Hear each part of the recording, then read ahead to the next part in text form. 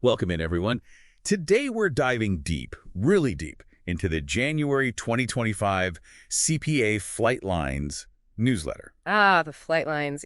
For folks keen on general aviation here in Colorado, this is like their monthly dose of what's up. Yeah, totally. And this issue, man, it's got it all.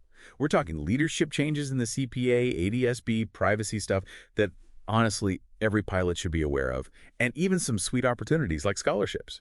So if you're ready to get that pulse on Colorado aviation, you're in the right spot. You got it. This newsletter is seriously comprehensive. We'll touch on leadership, regulations, events, even ways to support the next generation of pilots. It's the whole picture. Right off the bat, what jumps out at me is the CPA itself, the Colorado Pilots Association. Big changes coming. Adrian Nye, the current president, he's stepping down in 2026. Yeah, a little over a year from now. And Brian Breesky, the VP, he's decided not to run for president. So the search is on for new leadership. Which is smart, giving plenty of time for a smooth transition.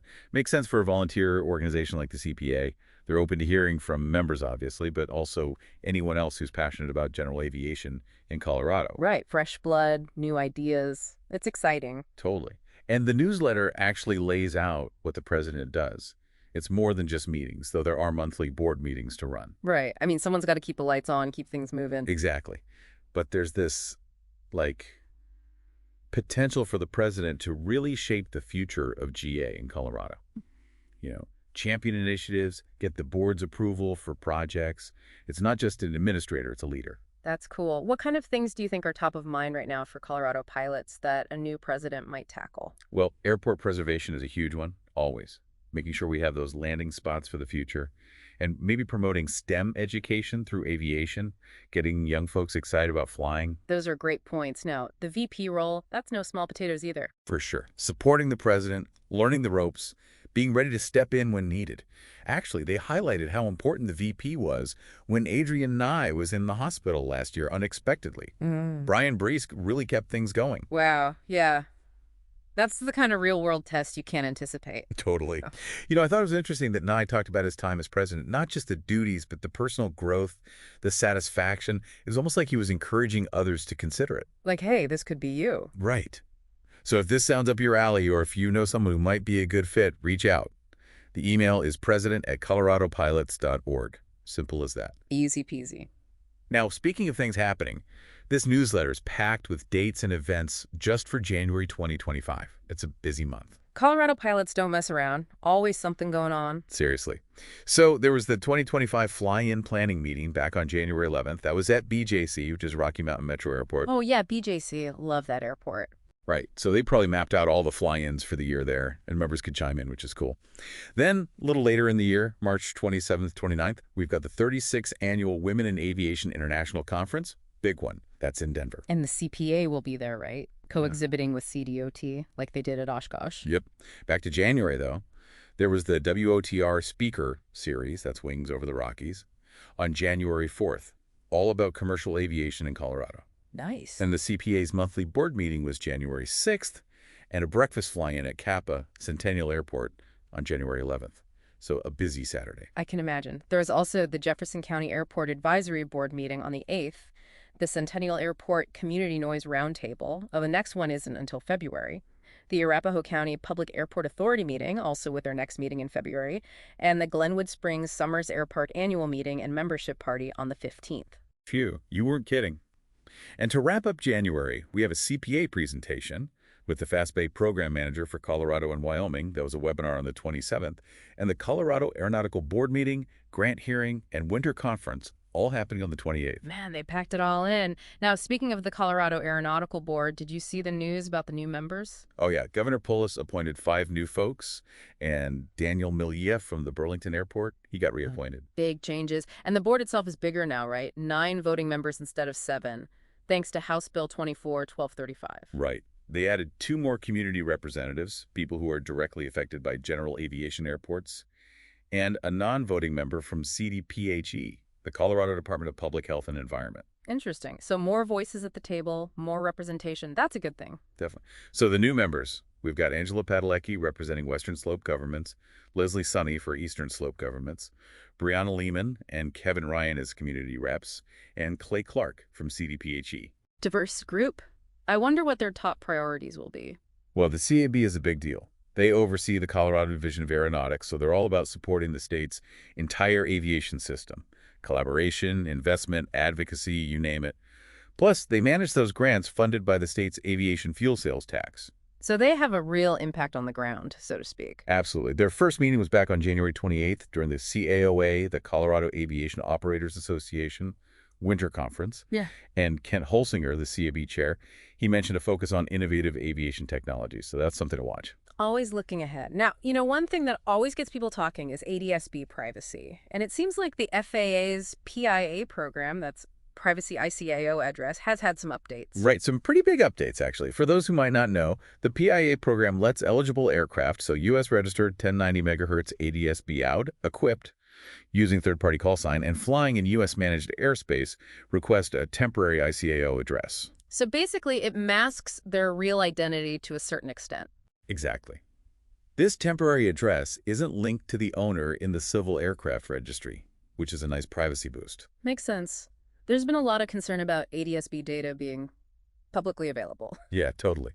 And the newsletter points out that getting a third-party call sign and using the PIA program is pretty straightforward, even referencing the FAA's user guide. So they're trying to make it user-friendly, but there are some rules, right? Specific conditions and limitations. Oh, absolutely. The FAA's got a whole document on that, the PIA Articles of Use.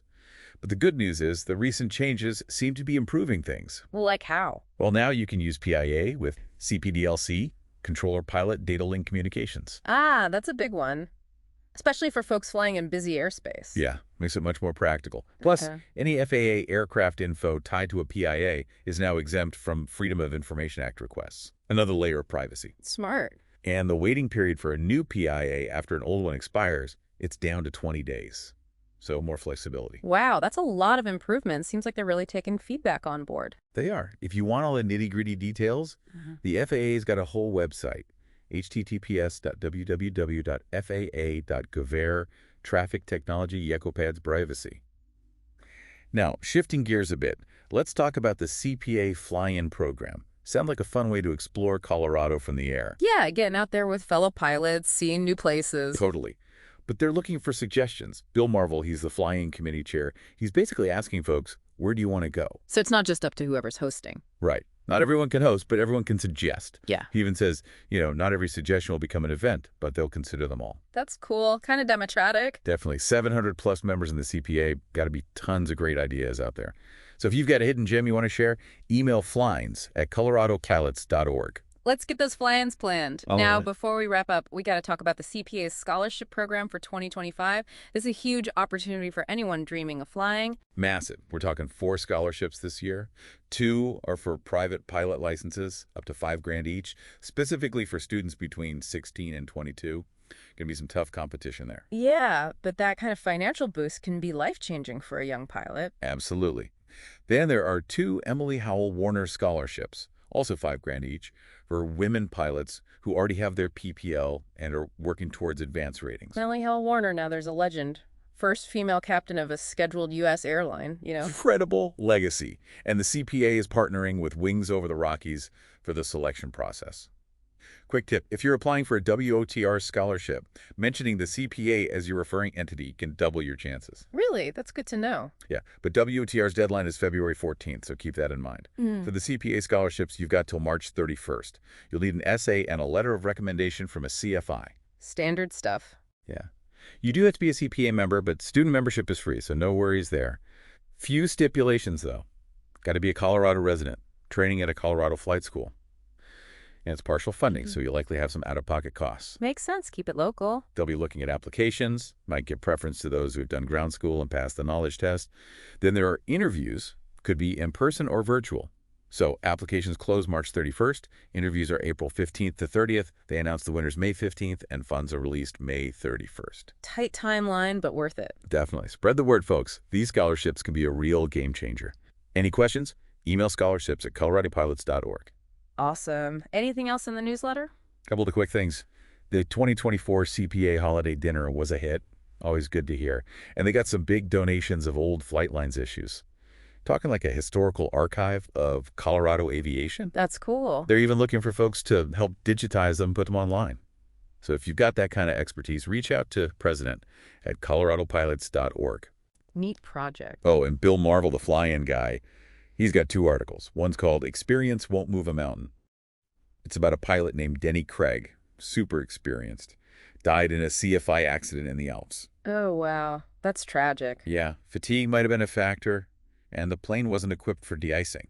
Makes you think. Sobering reminder that experience isn't everything. His other article is a bit lighter. Death, Taxes, and Paint.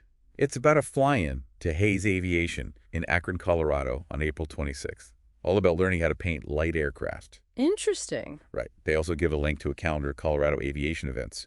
https://bit.ly/TOAV events. Yeah. Latest CPA board minutes are on their website. And a reminder to follow them on social media. All the good stuff. Oh, and the standard disclaimer. Flight Lines is for general info only. Always double check with the FAA and your aircraft manufacturer for the official stuff. Can't stress that enough. So there you have it. January 2025 CPA Flight Lines. New leadership on the horizon, ADS-B privacy updates, a ton of events, scholarships, and even a reminder to stay vigilant. It really is a microcosm of everything that's happening in Colorado aviation. It makes you think, you know. That story about Denny Craig, a stark reminder that even the best pilots can make mistakes. For sure. Fatigue, complacency, it can happen to anyone. What stood out to you the most? What questions are you left with? Explore the resources, connect with the CPA, and keep that passion for aviation alive. One last thought. With the CPA looking for new leaders and general aviation having such a huge impact here in Colorado, what role do you see yourself playing in the future of GA? It's worth considering. Well said. Until next time. Clear skies and tailwinds, everyone.